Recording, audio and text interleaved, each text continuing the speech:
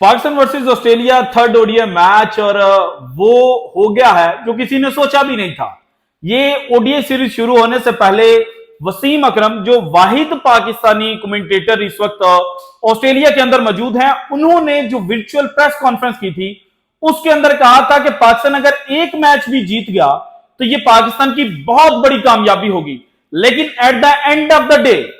First ODI series Pakistan cricket team 22 सालों के बाद जीत चुकी है। और ये सीरीज जो है, एक जानिब जहां पाकिस्तान ने वर्ल्ड चैंपियन ऑस्ट्रेलिया को ऑस्ट्रेलिया के घर में शिकस्त देकर जीती है, तो दूसरी जानिब पिछले 48 से 72 घंटों से जो पाकिस्तान वर्सेस इंडिया एक जंग चल रही थी चैंपियंस ट्रॉफी 2025 को लेकर, तो इस वजह से भारतीय मीडिया भी ये गुमान लगाकर बैठा हुआ था और ये पोर्ट्रे करने की कोशिश कर रहा था कि चूंकि ऑस्ट्रेलिया के 5 जो रेगुलर प्लेइंग 11 के मेंबर्स हैं वो टेस्ट सीरीज के लिए रेस्ट के ऊपर चले गए हैं, सो सेकंड जो स्ट्रेंथ ऑस्ट्रेलियाई टीम है उसके हाथों जब पाकिस्तान को शिकस्त होगी तो हम ये बयानियां बनाएंगे और ये चीजें बेचने की कोशिश करेंगे कि देखें पाकिस्तान कहता है कि हमने चैंपियंस ट्रॉफी अपने घर में करनी है और भारत इसलिए नहीं आ रहा कि कहीं भारत को पाकिस्तान के हाथों शिकस्त ना हो जाए। लेकिन हकीकत यह है कि पाकिस्तान की जो फर्स्ट प्लेइंग 11 है वो ऑस्ट्रेलिया की जो सेकंड स्ट्रेंथ टीम है यानी कि बीसी टीम है उससे भी शिकस्त खा गई है और उसके मुकाबले की भी नहीं है। सो अब जबकि पाकिस्तान ने ओडीआई सीरीज को जीत लिया है और तारीख में पहली दफा ऐसा हुआ है कि ऑस्ट्रेलियाई टीम कंसेक्टिव टाइम्स 200 से कम रन के ऊपर ऑल आउट हुई है, तो भारतीय मीडिया भी पाकिस्तान के हक में जो बयान है वो देने शुरू कर चुका है। हालांकि भारतीय मीडिया ये वही एंकर्स हैं जो पाकिस्तान की हार के ऊपर लुडियां डालते थे। मुझे याद है अभी भी वो सीन, जैसे जैसे मैं ये बोल रहा हूं ना तो मेरी आंखों के सामने वो विजुअल्स आ रहे हैं कि जब पाकिस्तान को ठोका, पाकिस्तान की क्रिकेट का जनाजा निकल गया, पाकिस्तान की क्रिकेट को दफन कर दिया। विक्रांत गुप्ता साहब ने कहा कि जिस तरह से बांग्लादेश ने पाकिस्तान को मारा है तो अगले 10 से 15 सालों तक पाकिस्तान क्रिकेट टीम उठ नहीं पाएगी। लेकिन अब जो पाकिस्तान ने पिछले 5 मैचेस खेले हैं, 2 टेस्ट मैचेस, 3 ओडीआई मैचेस, इनके अंदर जो पाकिस्तान क्रिकेट टीम ने दुनिया क्रिकेट के अंदर एक अपना जनाब जो जख्मी शेर वाला इमेज है वो दोबारा से उजागर किया है, तो दुनिया क्रिकेट ये कहने पर मजबूर हो चुकी है कि मोहम्मद रिजवान की कप्तानी में अब पाकिस्तान चैंपियंस ट्रॉफी भी जीतेगा। So all in all Pakistan versus Australia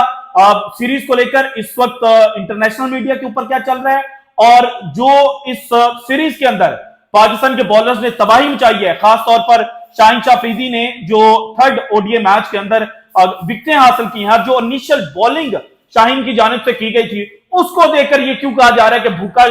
जो शेर है और शाहीन है वो वापस आ चुका है। ये सारी डिटेल्स मैंने आपके साथ शेयर करनी है। लेकिन सबसे पहले अगर आज के मैच के ऊपर बात की जाए तो तीसरे ओडीआई मैच के अंदर पाकिस्तान ने टॉस जीता। पाकिस्तान ने टॉस जीतकर सेम प्लेइंग 11 के साथ बॉलिंग फर्स्ट करने का फैसला किया। पहले ओवर के अंदर शाहीन शाह अफरीदी जो हैं उन्होंने एक वाइड फेंकी, उस वाइड के ऊपर चौका लगा। इसके बाद 4 रन जो ऑस्ट्रेलियाई ओपनर्स थे उन्होंने भागकर कंप्लीट किया और जब पहले ओवर के अंदर 12 रन आए तो जो जनाब भारतीय मीडिया था वो बड़ा खुश हुआ। उन्होंने कहा कि देखिए पाकिस्तान का एग्जिट ओवर के अंदर तुक्का लगा था, लेकिन फिर जनाब वो नसीम शाह जिन्होंने इस मैच से पहले इस सीरीज में सिर्फ 2 विकेटें हासिल की थी, उन्होंने जनाब जो जेक फ्रेजर हैं जो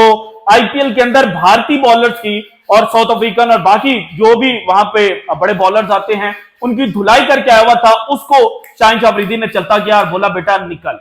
इसके बाद जनाब जो ऑस्ट्रेलिया के दूसरे बैट्समैन हैं जो वन डाउन पोजीशन पर आए, एरन हार्डी, चूंकि स्टीव स्मिथ इस मैच के लिए अवेलेबल नहीं थे तो पहले 2 मैचेस के अंदर इन्होंने मिडिल ऑर्डर या लोअर मिडिल ऑर्डर के अंदर बैटिंग की, लेकिन यहां पर वन डाउन पोजीशन पर आए और ये भी जनाब आते साथ ही 2 चौकों की मदद से 12 रन स्कोर करने में कामयाब हुए। लेकिन फिर जनाब जो शाहीन शाह अफरीदी हैं उन्होंने इनकी विकेट हासिल की। इसके बाद जो जॉश इंग्लिश ऑस्ट्रेलिया के इस मैच के कप्तान थे वो आए और वो भी जनाब बड़े आराम से चलते बने और नसीम शाह ने उनकी विकेट हासिल की। सो जो ऑस्ट्रेलिया है उन्होंने 56 के ऊपर 3 विकेट लूज कर ली। इसके बाद मैथ्यू शॉट को ज्वाइन किया कूपर कॉनली ने, लेकिन जो मैथ्यू शॉट है वो हारिस रऊफ के हाथों आउट हुए और 72 के ऊपर 4 विकेटें गिरी। इसके बाद जो कूपर कॉनली है वो जनाब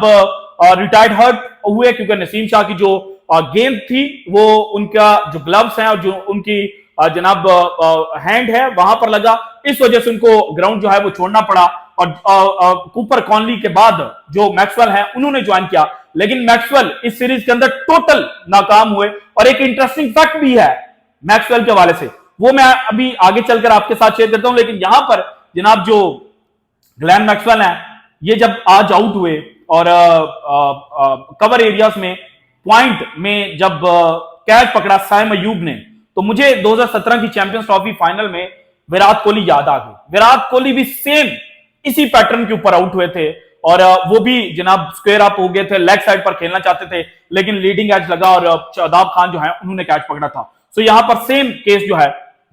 वो मैक्सवेल के साथ रेप्लिकेट हुआ। इसके बाद सीन एबट जो है उन्होंने मार्कस स्टोइनिस को ज्वाइन किया, लेकिन मार्कस स्टोइनिस जो है वो फिर जनाब मोहम्मद हसनैन के हाथों आउट हुए और मोहम्मद हसनैन ने जो विकेट हासिल की मार्कस स्टोइनिस की, और जिस तरह से मोहम्मद हसनैन पंप नजर आए, तो मुझे याद आ गई जनाब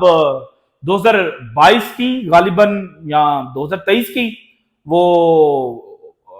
द 100 लीग, जिसमें मार्कस स्टोइनिस को की विकेट जब मोहम्मद हसनैन ने हासिल की थी, तो जो मार्कस स्टोइनिस है वो बाहर जाते हुए इशारा कर रहे थे कि मोहम्मद हसनैन जो है वो वट्टा करा रहे हैं, इनके चेक कर रहे हैं। लेकिन अब एक लंबे अरसे के बाद अपना एक्शन मॉडिफाई करने के बाद जब मोहम्मद हसनैन और मार्कस स्टोइनिस अगेन एक दूसरे के आमने सामने आए, तो मार्कस स्टोइनिस को जो गेंद पड़ी और जो सी मूवमेंट उस गेंद के ऊपर मोहम्मद हसनैन को हासिल हुई, उसने कहा बेटा आप पहले भी मेरे हाथों आउट होते थे और आप रोना रोते थे, अब भी आप रंडी रोना जो है वो रो सकते हैं, इसके अलावा आप कुछ नहीं कर सकते। इसके बाद जनाब जो सीन एबट थे उनको ज्वाइन किया एडम जंपा ने, और जो लास्ट 3 विकेटें थी ऑस्ट्रेलिया की, उन्होंने जनाब जो थोड़ा सा रिस्पेक्टेबल टोटल कहा जा सकता है वहां तक ऑस्ट्रेलिया को पहुंचाया। और at the end of the day 140 के ऊपर जो ऑस्ट्रेलियाई टीम है वो ऑल आउट होगी। पाकिस्तान की जानब से शाहीन ने 3 विकेटें हासिल की, नसीम के खाते में 3 विकेटें आई, 1 विकेट आई मोहम्मद हसनैन के खाते में और 2 विकेटें आई हारिस रऊफ के खाते में। इसके बाद पाकिस्तान जनाब सिर्फ और सिर्फ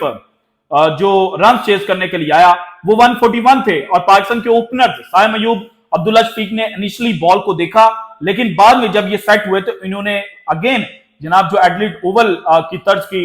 इनिंग है वो खेलने की कोशिश की, और ऐसा लग रहा था कि पाकिस्तान 10 विकेटों से कामयाबी हासिल कर लेगा और ये जनाब ऑस्ट्रेलिया को तारीखी शिकस्त का सामना करना पड़ेगा। लेकिन फिर जनाब पाकिस्तान की यके बाद दिगरे 2 विकेट गिरी, 84 रन के ऊपर जाकर अब्दुल्ला शफीक आउट हुए, 85 के ऊपर जनाब जो है सेम ओवर के अंदर साइम अयूब आउट हुए, और इसके बाद बाबर आजम को मोहम्मद रिजवान ने ज्वाइन किया, और Pakistan is going to create the history, बल्कि पाकिस्तान ने हिस्ट्री क्रिएट कर दी है। और पाकिस्तान क्रिकेट टीम जिसको डन एंड डस्टेड लिखा जा रहा था, अब उसके हवाले से जो दुनिया क्रिकेट है उन्होंने कहा कि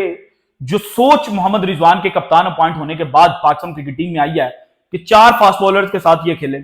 2 पार्ट टाइमर्स थे इनके पास, साइम अयूब और सलमान अली आगा, लेकिन पाकिस्तान ने अपने पार्ट टाइमर्स को उस तरह से इस्तेमाल ही नहीं किया। इन्होंने कहा कि we will go for the kill, हम जनाब 40 ओवरों से पहले जो ऑस्ट्रेलियाई टीम है उसको आउट करेंगे ताकि हमारे जो फास्ट बॉलर्स हैं वही तबाही मचाएं। और इंटरेस्टिंग फैक्ट ये है कि ऑस्ट्रेलिया सीरीज शुरू होने से पहले पाकिस्तान के फास्ट बॉलर के हवाले से कहा जा रहा था कि ये पाकिस्तान की जो गंदी तरीन फास्ट बॉलिंग लाइनअप है वो है, लेकिन जैसे ही ऑस्ट्रेलिया में पाकिस्तान गया, पहला मैच एमसीजी के अंदर खेला, वहां पर जो पाकिस्तान ने 8 विकेटें हासिल की, हालांकि पाकिस्तान मैच नहीं जीता था, लेकिन पाकिस्तान की बॉलिंग के हवाले से कहा गया कि फॉर्म वापस आ गया फास्ट बॉलर्स की, और अगले 2 मैचेस के अंदर दोनों दफा ऑस्ट्रेलियाई टीम ऑल आउट हुई। और ये पाकिस्तान के जनाब जो शोल्डर्स हैं वहां पर चीज इस वक्त लग चुकी है कि पाकिस्तान ने ऑस्ट्रेलिया को कंसेक्टिव मैचेस के अंदर ऑल आउट किया। और फिर भारतीय मीडिया रंडी रोना रोते हुए कह रहा था कि ये वो टीम है जिसने हमें हमारे घर पर हराकर आलमी चैंपियन होने का टाइटल हासिल किया था। और अब मोहम्मद जो रिजवान है उनकी जो कप्तानी है उसको देखते हुए ये कहा जा रहा है कि पाकिस्तान चैंपियंस ट्रॉफी जीतेगा। इसके अलावा जनाब इस सीरीज के अंदर जो हारिस रऊफ है उन्होंने 10 विकेटें हासिल की हैं, 1 विकेट इनके खाते में और आ जाती तो 3 मैचेस की जो सीरीज है उसमें पाकिस्तान के लिए ज्वाइंट हाईएस्ट विकेट टेकर के बन जाते वकार यूनस के साथ। वकार यूनस की 11 विकेटें हैं अगेंस्ट न्यूजीलैंड, जबकि हारिस रऊफ की 10 विकेटें हैं अगेंस्ट ऑस्ट्रेलिया। इसके अलावा एक और जनाब जो फैक्ट है वो शाहीन शाह अफरीदी के हवाले से है। शाहीन की पेस आज भी मैच में उतनी नहीं थी जितनी पाकिस्तानी देखना चाहते हैं, लेकिन आज एक इंटरेस्टिंग चीज देखने को मिली कि शाहीन शाह अफरीदी जो है उनकी रिस्ट जो है वो दोनों साइड पे जा रही थी, यानी कि वो इन स्विंग भी कर रहे थे और आउट स्विंग भी कर रहे थे। जो जनाब एरन हार्डी आउट हुए वो इसी कश्मकश में थे कि ये बॉल पढ़कर अंदर आ रही है या बॉल पढ़कर बाहर निकल रही है। तो ये पाकिस्तान के लिए एडवांटेज है और इसी चीज को देखते हुए कहा जा रहा है कि भूखा शाहीन जो है वो वापस आ चुका है। पाकिस्तान चूंकि अब उनका कॉन्फिडेंस भी बहाल हो चुका है, सो अब जो भी पाकिस्तान के सामने आएगा पाकिस्तान उसको फेंटा लगाएगा और चैंपियंस ट्रॉफी 2025 पर अगर सेटलमेंट हो गई और चैंपियंस ट्रॉफी 2025 खेली गई तो पाकिस्तान पाकिस्तान पाकिस्तान का जो नारा है वो फाइनल मैच के बाद हर क्रिकेट शायक के जुबान पर होगा क्योंकि पाकिस्तान चैंपियंस ट्रॉफी को जीत लेगा। So this is it from today's episode. अगर आपको वीडियो पसंद है तो लाइक कीजिएगा, ज्यादा से ज्यादा शेयर कीजिएगा, अपनी कीमती राय का इजहार लाजमी कीजिएगा और अगर आपने अब तक चैनल को सब्सक्राइब नहीं किया तो कर दें। शुक्रिया, अल्लाह हाफिज।